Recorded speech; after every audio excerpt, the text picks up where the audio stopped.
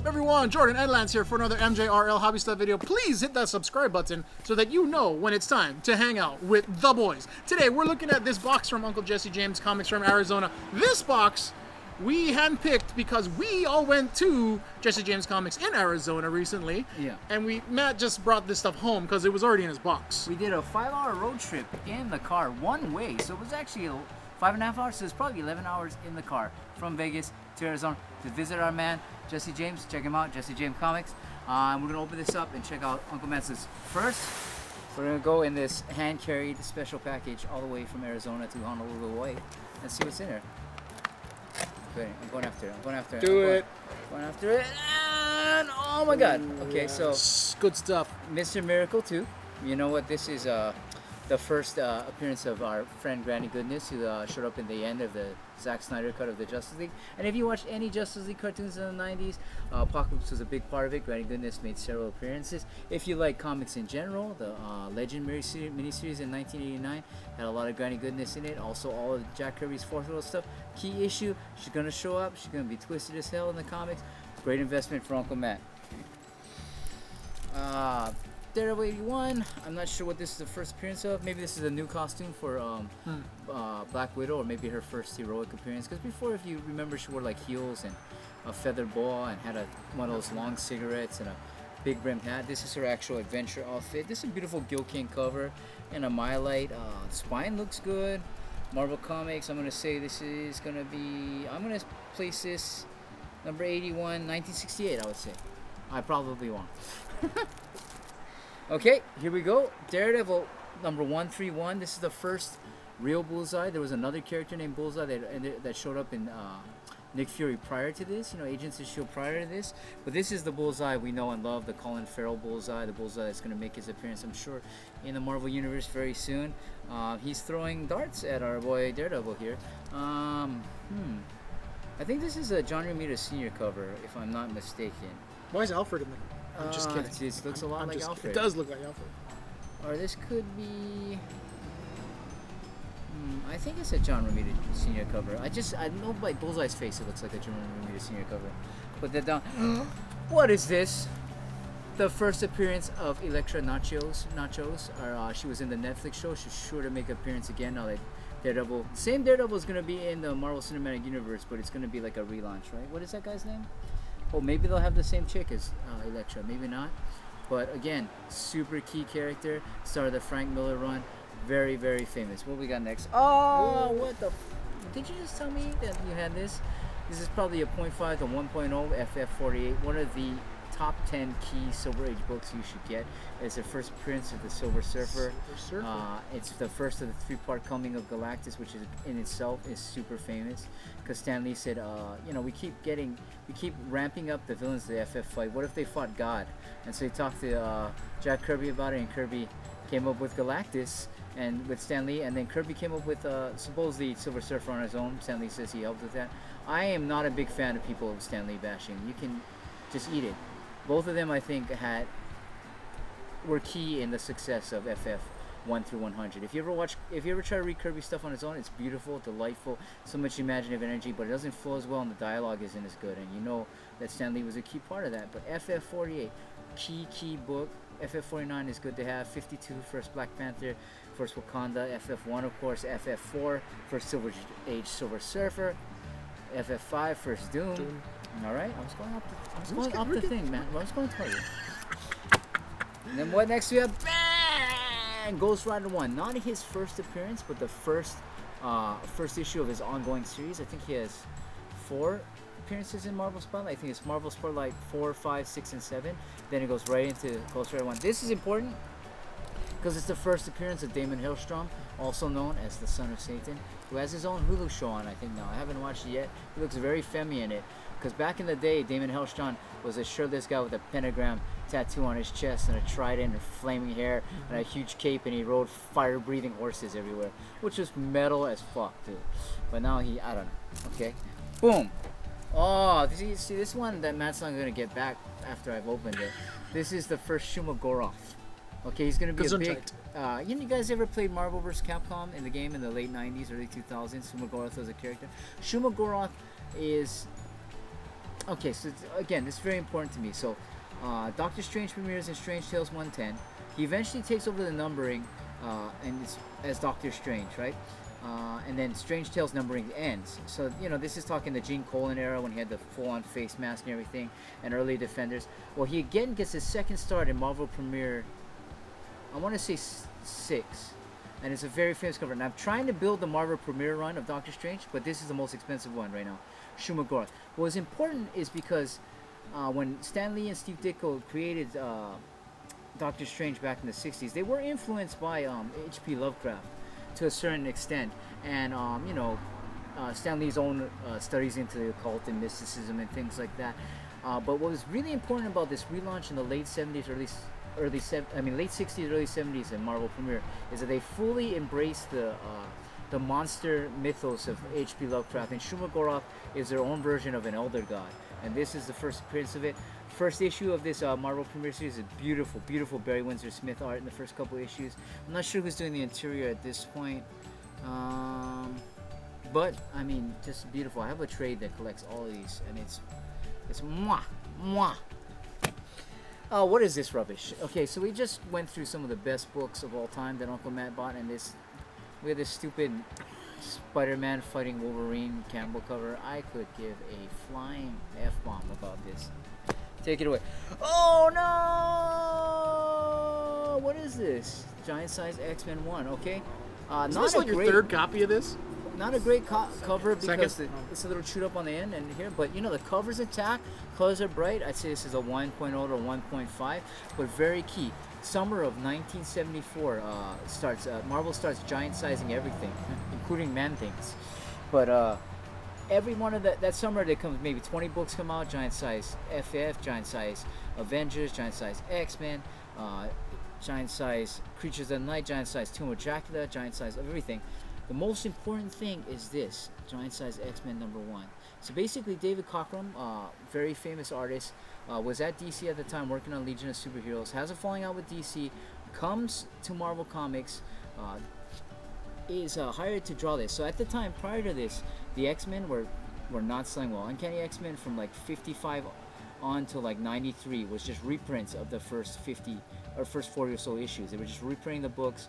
Nobody cared after Jim Steranko and Neil Adams had their touch in the early 50s of Uncanny X-Men. They were getting ready to cancel the title.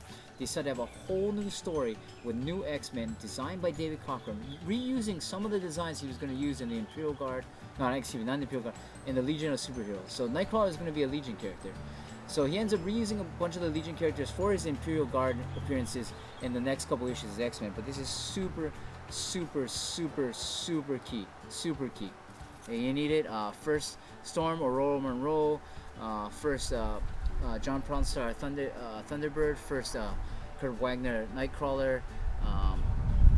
Let's see, the 180, 180, 182. So this is the fourth appearance of Wolverine after 180, 181, and 182. So this is his fourth appearance. And this maybe second appearance of Sunfire, third. And second appearance of Banshee, because they're in the first 50 issues of X-Men. They're recruited to help out in this, but they don't stay on the team. Very key book. And this is the book that I told Matt to bid on, and it's super great. He got it only for $650, and if you know what this is, that's a terrific price. It's a complete, cover's almost intact, Strange Tales 110, and this is what I was talking about earlier. This is what Matt's going to give me if he dies before I do. It's the first appearance of Doctor Strange, and I'm a huge, huge Steve Ditko fan. Huge. And this, unfortunately, Doctor Strange doesn't have a cover appearance for a while, because Strange Tales, after it stops becoming a monster book, becomes a Human Torch showcase book. And then the Thing occasionally teams up with it, but Human Torch can't carry the book. Doctor Strange is in the back, becomes a split between Human Torch, Thing, and Doctor Strange. Then Doctor Strange takes over the whole book. Beautiful, lovely, one of a kind, super key. All right. This is all garbage then. If that was what was in the front, this is all garbage. Let's get to it. Let's see what we got here. Okay, Marvel's Greatest Comics. So Marvel's Greatest Comics is a reprint title from the 70s. It reprints a bunch of the early FF. You can see right off the bat, this is a Kirby FF cover.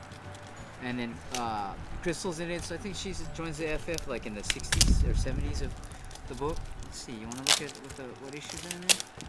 I mean, this is a great way to get reprints of these classic stories without, you know, breaking the bank. A lot of the covers are very similar. I actually have the regular FF version. I think this is in the 90s. This scroll appearance, because I thought it was a Super Scroll, but it's a regular scroll. I mean, cool, you know. Oh, there's a Doctor Doom. I think that's like FF 110. Is that cover? Beautiful, beautiful. So it's not just the Kirby FFs, but also the John Buscema FFs and from afterwards and everything like that after 100. Cool stuff, cool stuff. Not bad. So they're moving that on. And Avengers 215. It's got a Silver Surfer appearance and Tigra. You know, any Avengers book is just always going to be hot nowadays. Oh, look at this! Transformers 57, a reenactment of the animated movie where Ratchet just eats ass when Megatron blows him up. And then the Halloween special for Dr. Aphra. Not sure about that. This is a nice free comic book day X-Men cover. Magic, Rogue, Storm, Wolverine, Nightcrawler. Oh, see, I have this. This is one that a brief period when Samara joins the Avengers. It's a pretty decent book. He has that wife Mara that turns into a giant sea lizard. Okay, this is cool. This is Shang-Chi adjacent. So this is a Silver Surfer, second series, issue 29. This is after Ron Lim already took over the book. But this is Midnight, who's the reanimated corpse of Shang-Chi's brother, who Shang-Chi kills in his second appearance in Marvel Special Edition after his first appearance. It's the first assassin Fu Manchu sends after Shang-Chi is his brother Midnight, and he dies. And then aliens resurrect him as a zombie cyborg that Kung Fu's Silver Surfer. It sounds ridiculous, but that's what happens in that book. Civil War 2, issue 6, this great reenactment of the Civil War cover with Cap over Iron Man, but instead it's Miles Morales with the new Cap armor and the Cap shield. Kind of cool. Another great Avengers. You know, this is in the 80s. John Byrne right here. You're gonna see everybody's on fire. I have no idea who this is. This is the Guardian. This is Manwolf. This is Circe from the Eternals, which she's gonna be in that movie. I bet she's Angelina Jolie's character in the movie. She's got black hair in this though. Ooh, what is this? What is this?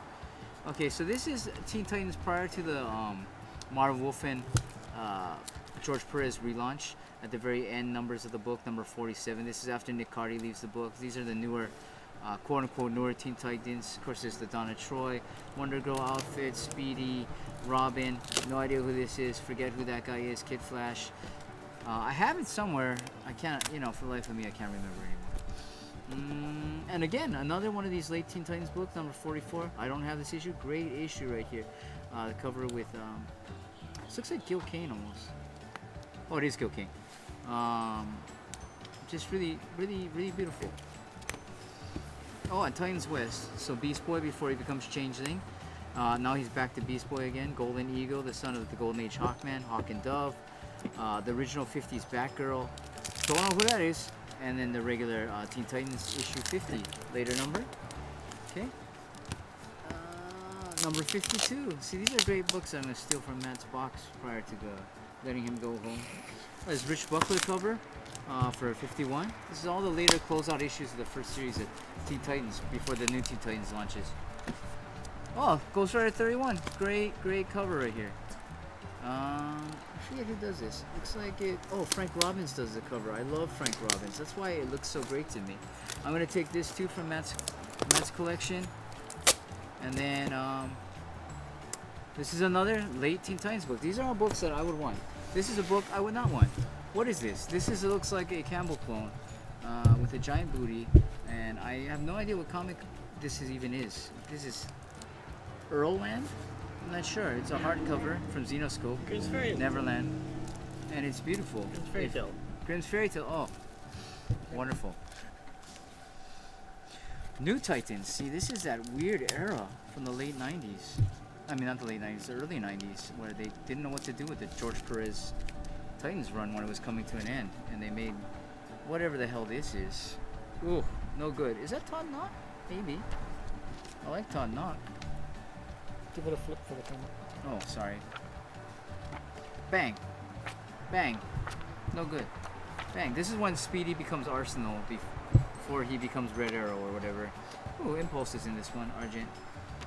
This is the late numbering of what originally started as the new Teen Titans in the 80s. Just another girl in a bikini because Uncle Matt is like, what? $2 for this? Yes, please. Oh, $5. I'm sorry. He's like, give me a Sheena with her boobs out. Oh, there she is again, just reclining in her fur bikini. Why would she be in an office with a leopard? I don't know, but if that's what you like, there's another Sheena, and she's by a waterfall. Why does her hair keep changing colors? I don't know. Oh, look at this. Beautiful. Yes. So, okay, Robotech Sentinels. This is that alternate universe when back in 1982 when Harmony Gold gets the rights to Macross and changes around the cartoon to become Robotech, and then gets two totally unrelated cartoons to become Robotech 2 and Robotech 3, right? So Southern Cross becomes Robotech new. What is it called? What is the second series called, Matt? Masters, Robotech Masters. Robotech Masters, and then the new generation Robotech is actually Generation Climber Mospita.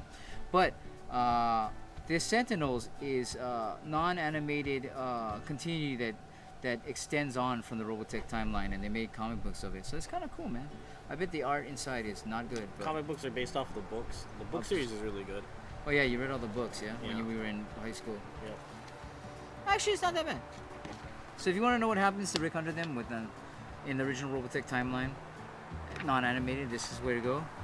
Here's the Robotech original series comic book adaptation of the cartoon. More Sentinels comics. Good show, man. I think it almost looks like an early Ben Dunn kind of outfit right here. This is Zor.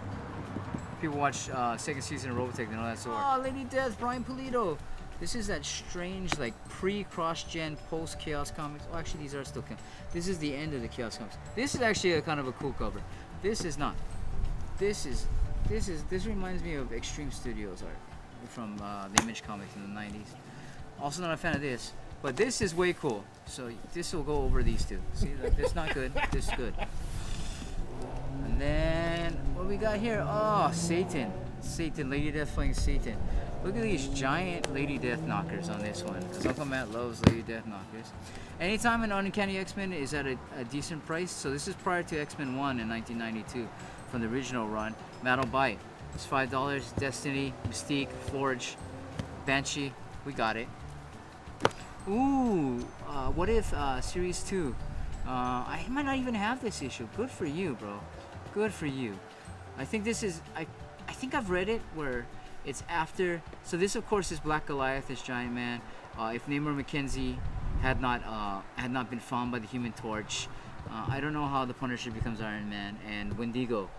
And I think something happens where most of the regular heroes are killed, and Cap gets thawed out later, and he has to find them. And this is just some really crazy newer X-Men team. I don't even know who any of these people are. They look strange. Is this X-Iron Man? Is this Mime Jubilee? I don't understand the new X-Men universe. This is a great Phoenix cover. Don't read new X-Men. Oh, you know what's cool? Is certain mainland shops, they'll put a stamp on their backing board. So it's almost like a business card, yet a comic thing. I always like looking at that. This is a cool cover. So this is like Marvel Reborn, like 2010, 2011. Black Vortex, probably about 2012. I have the Miss Marvel issue of that. I think it has something to do with the magic mirror and the Guardians of the Galaxy going through space, if I remember correctly. So another part of it, I think this is that when the X-Men time jumps, there's a young team and an old team, and that's Young Iceman and Young Beast. That was the beginning of the series, the new X-Men. Yeah, this is more Marvel Reborn. Miles Morales in an all-new X-Men, which was Ultimate Fallout 4. Miles Morales in another... How is he an X-Men? Marvel will do anything nowadays. They just don't care. Like, is he not a mutant? He got bit by a radioactive spider. Like, how are you in the all-new X-Men, Miles? You're not a mutant. You were bit. You're mutated through a bite, but you weren't born that way. Ooh, this seems like really like wrongly aged. How is like they're gonna make Angel, who's like 80 years old, be the love interest of X-23?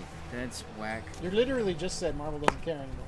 Oh, you know what it is? He's the time travel Angel. That's why he doesn't have metal wings and stuff. He's of similar age. Okay, you remember they brought that team back from the past? More all-new X-Men. Yeah, see, here's the young team. I stand corrected, Marvel. I'm sorry. Who are these people? I think this is Beast. Maybe. Hope. Not the Thing. was that Caliban or something? I don't know. I don't read enough X-Men. It's a cool cover. This looks like Rachel Summers. It could be Dazzler. Who knows? See, this is Young Beast, the young X-Men team that time travels. Oh, great cover. I fucking love Gladiator. And you got Rocket Raccoon in this. This is pretty interesting. Oh, you bought did you buy a whole run of this, bro? It's like it. 23, it's 22. Oh, this is a cool cover. It's Actually, this is probably 21. worth reading. It's like Legion of Superheroes did this in 20. '93 when they did Legionnaires. Yeah, I'm They thinking did this. I got a run over Exactly. here. DC Nation Super close. Sampler for it has a Teen Titans Go Batman animated series in it. Oh, I love this artist. What is his name? Ewan? Dustin Ewan? Yeah, Dustin Ewan. He does this Ascender series from Image that I really love. And oh, here's the first Asian Psylocke, right? Yep. That's a fine. I'm half Asian. We're cool. Look at this. This is like a variant. This is all the stuff that new people love, that Matt loves. It's an amazing Comic Con variant. Oh, see, this is a 36 from What If from the first series, and then the Nova backstory. This actually becomes in continuity that he not lost it because you remember in New Warriors 1, he didn't lose the powers because he thought he did it, and Night Thrasher throws him off a building. This is a really great one. I have this if they continue to mutate. And then, I mean, early What If, the first two series of What If, beautiful. Mwah. Oh, what is this? The first part of Jim Lee's Batman Hush, signed by Jeff Loeb and Jim Lee himself for $5. Hey, not bad. You know why? It doesn't have the certificate of authenticity. So if you try to get it graded, they'll be like, somebody scribbled on this, even though I know you know that that's who that is. God damn it, CGC. Scooby Apocalypse. These look like variant covers. Because I bought the whole series, and I don't think these were the covers. So, you know, DC they rode the Marvel train too, where they do one alternate covers all the time too. Because if you can't beat them, you have to join them. Look at all these Scooby Apocalypse issues. It's a pretty good comic, you know. I have a whole run of it. It was better than I thought it would be. Yep, looks like Uncle Matt bought a whole thing of it. What is this? This is like gender swap Mowgli. Yep.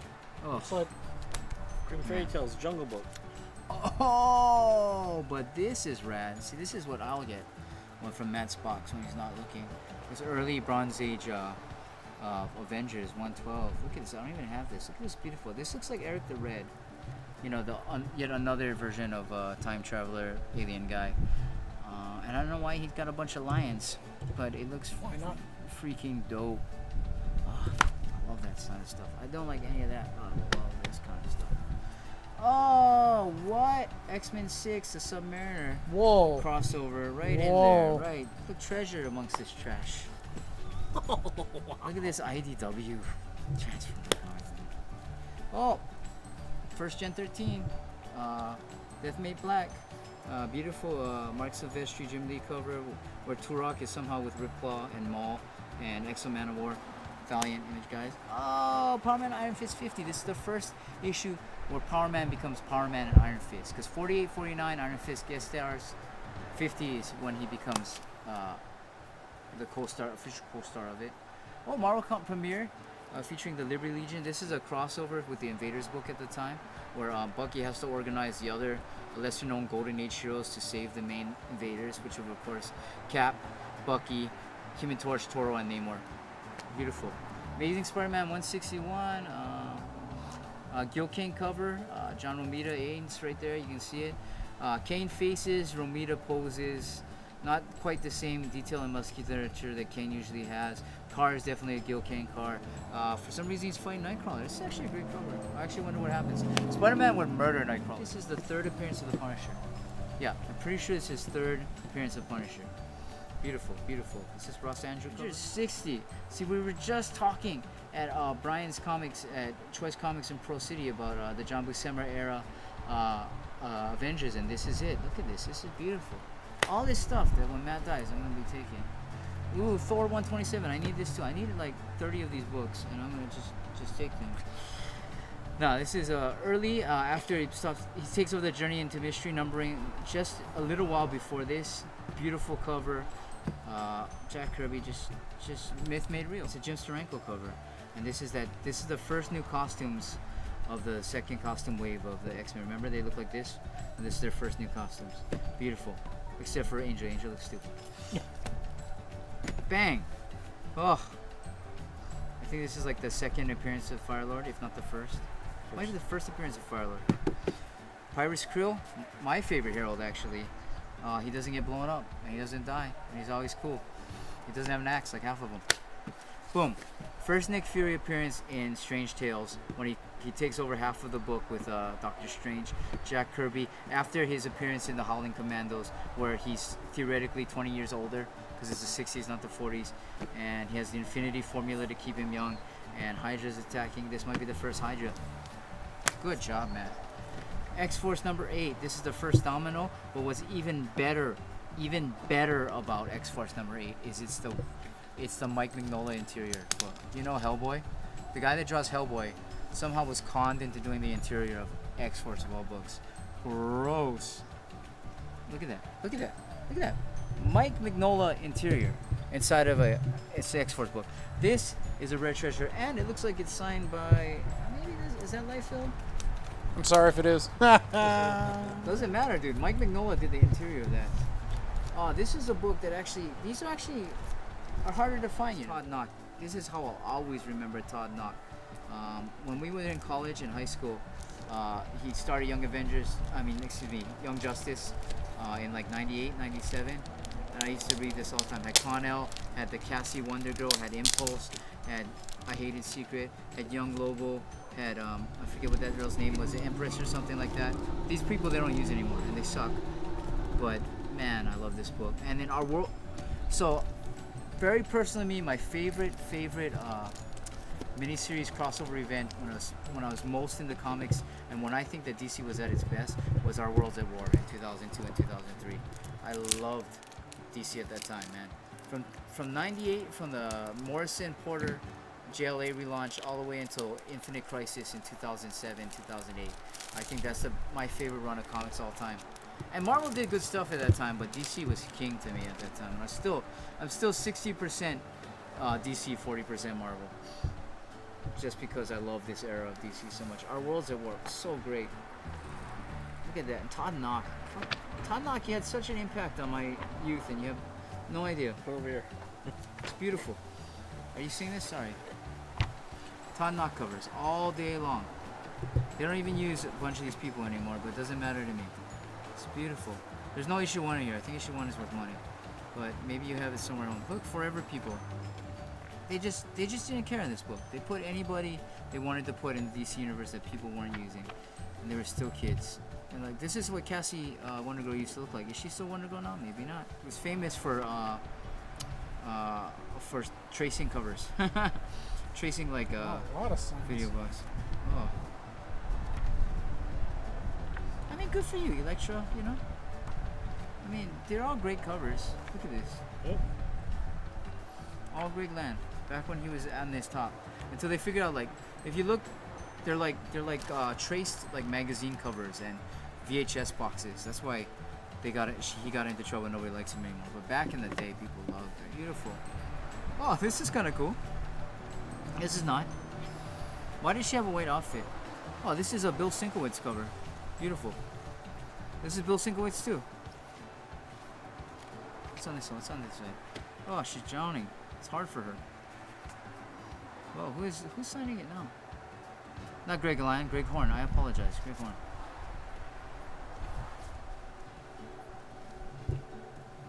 Oh, look at this. Amazing Spider-Man, Web of Spider-Man. So this is the original Power Man, right? He appears in Avengers like 12 or something. Then Luke Cage comes out, becomes Power Man, and one of the issues of Luke Cage Power Man is him beating this guy up and saying, "I'm Power Man now," right? So then after he becomes Goliath, and he is beaten up some more, then he becomes a founding member of the Thunderbolts and turns his life around and becomes Abyss. And his name is Eric Jostin. I remember his superhero name. Boom! What is this? This is prior to the reprint era. Beautiful X-Men cover. They're trying something different by highlighting the characters in it, the Beast and the X-Men. This is a bad guy who's also a yogi before people in America understood what a yoga practitioner did. Instead of shooting lightning bolts and having magical star cape, they just, wear stretchy pants and eat yogurt. And then, so you know what they must have done? 47, 48. They must have split up the teams and have them star in different books. This is beautiful right here. Beautiful. Love it. X-Men 99. This is before Byrne, I think, takes over the book after X-Men 94, where they relaunch. Yep, Dave Cockrum again doing the art. Rest in peace, Dave Cockrum. We lost him 10 years ago. A beautiful early appearance of the new team after they blow up Thunderbird. He just blows up in the plane. She-Hulk, Dan Slott. I have almost a whole run of this. Very well written. 2005 to 2008, I think. Very great book. And it's gonna just light up because she's gonna be on TV now. Damage Control, a terrible concept for a comic book in the 80s. Basically, it was the people that cleaned up all the superhero damage that they did to the streets and stuff. And Matt bought a whole run of it. Good luck with that. The covers are cool. Doom's on this one. That's the reason why I bought it, was for that one Doom cover. It's all right. This is Matt marketing at its best, you know. Two girls fighting each other. The interior's probably stupid as hell, and I mean, it's cool, man. Look at that. But you know that she would win because she's unarmed. Oh well, she's got her Widow Blaster, so maybe she could shoot Elektra in the face prior to being stabbed in the neck. Who knows? Oh, look at this. Again, Ancient One is still alive in this book because he dies in the Marvel premiere ones that we were previously discussing with Shuma Gorath. But this is before Doctor Strange takes over the numbering and before Gene Colan takes over the art and then gives him the full face mask. And who is this guy again? I can't remember. It's Marie Severin. Marie Severin, one of the earliest female artists in Marvel Bookpen. Beautiful. John Severin's sister. You know what? I love these Avenger Comics early Supergirls with Rich Buckler art. And she used to change her outfit all the time. And Mike Sikowski interiors. You guys don't know who Mike Sikowski is? Unsung hero. Original JLA artist for the first like 50 issues. Also did the first 2 appearances of Adam Strange for Carmine Infantino. Took over the book. This is something that I would buy and I may not have. So again, something I'm going to have to take from Matt later. This is just trash. I don't even want to look at it. When we can look at this. Look at this. Beautiful. Beautiful Mike Sikowski art. Nobody gives a shit. And he did that Diana Prince Wonder Woman run where Denny O'Neil, I think, did the writing for. You know, she has the white jumpsuit and she no longer has superpowers and she's busy kung fuing people in the face. Beautiful, just beautiful stuff all around. Okay, New Teen Titans. After they take over the direct market deluxe format, beautiful exemplary run. One of the only things that kept DC out of bankruptcy in the 80s. The top 9 selling comics of 10. Top 9 out of 10 comics, top selling comics in the 80s were Marvel Comics. Number 1 was, of course, Uncanny X-Men. But number 2 was Marv Wolfman and George Perez's beautiful and I think superior to X-Men run, New Teen Titans. After, I think, sometime in the issue 40 or 50, they split the books where the New Teen Titans carries on in a newsprint numbering, and then they start launching a deluxe version, which is direct market. So that's why the cover is glossier. Look at that. Look at this draftsmanship, and that's why it's a little bit more expensive, $1.25. But definitely direct market. I have a few of these. Beautiful painted covers. George Perez again doing the art, but the coloring is taken out of this world. Look at this. It even has Jericho in it. He's the worst character of all. Probably need this issue. So I think All-Star Comics ends, I think, in 40s, like at issue 45 or 46, and sometime in the late 40s. In the 70s, when they have Earth 2 and they're trying to bring back the Justice League in their own book, they resume the numbering of All-Star Comics, starring the Justice Society. And I think, who does the art? I almost want to say Rich Buckler does the art, but I might be wrong. But I'm trying to build a run of this, and I'm pretty sure I don't have this issue, and it makes me furious because he paid $60 for it. Makes me less furious. But I'm assuming this is this is not the first appearance of Power Girl, but this might be like the second appearance or so. But you have the first appearance of Power Girl because remember I told you to buy it at Brian's. Right. Yeah, it's the one where she's flying like this. Yeah. Okay, so this makes me furious as well. This is very pretty cover, but again, I wouldn't have bought it for $20. You know, it's one of those cover love things. Oh, $13. You got it at a deal. Maybe I was wrong. Do More. I love John Romita Jr. A lot of people crap all over him, but this is another JR. You can tell because it's a JR. But once you're a John Romita fan, you can pick a Romita Jr. cover out of the distance. Good for him, making his own style, not relying on his dad. This is a Scooby Apocalypse variant because I have issue 1 and it doesn't look like this. Which is cool. She got a drone, Thelma. Right on. Batman Scooby-Doo Mysteries, number 2 of 12. I hope you get the whole run. I love this cartoony style. It's of course harkening back to the old Scooby-Doo Mystery series with Batman ghost starring. And you know they're owned by the same people. Hanna-Barbera is owned by Warner Brothers, which owns DC Comics, which itself is owned by AT&T. This is, I don't know what this is. A samurai girl with a wolf. And I was like, I need to have it. This girl's got big boobs and a big butt, and she's a samurai, but also American. So she's an American samurai with a big boob and butt. Beautiful. What is this? This is like blonde Elektra, right? Where she, how can she stop kunais with a paper umbrella? You're killing me. Oh, it's a beautiful Carnage cover. Look at that. I do like this. And he's just getting hotter. This is a really well drafted cover. It's a Black Panther one. And he's very, you know, again, everybody loves him. R.I.P. Chadwick Boseman. I don't know what this is. It's a werewolf, but he's also giving birth to emo Trent Reznor. What are you doing, man? Spider-Man 1-1. Not a fan of Scotty Young. I thought he says he's a nice guy. I mean, everyone sees a nice guy, so just not a fan of Zork. Punchline with all the Joker stuffed animals, very sensual. Again, relegating Asian Americans like ourselves to sex objects. So, I mean, not a cool DC. Oh, Devastator on a vintage Transformers comic, and issue 10 and 13, so early. Our boy Megatron right here getting fingered by this random person, firing everything. Devastator. Is that Ironheart eating crap? Good for him. I hate Ironhide. Oh, look at this. Over stylized Harley Quinn cover. Again, just right up Matt's alley. Just, she loves this kind of stuff. Not a fan. Not a fan of this either, but again, you know, this is his Future Shock, Future State Teen Titans. But in their vintage costumes, you know, overly feathered hair, Starfire, big bangs on Wonder Girl, changing costume for Beast Boy, Kid Flash costume for Wally West, and Raven just really, she always looks the same. And these are 3D boobies, and you can tell that these are full-on nibbled out right here. And it was only $40, so what a deal.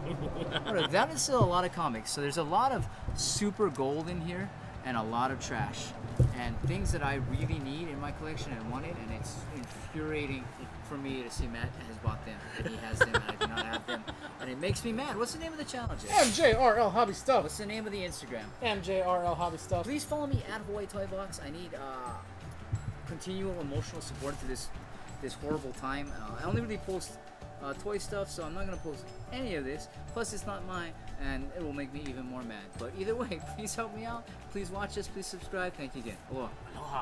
Aloha.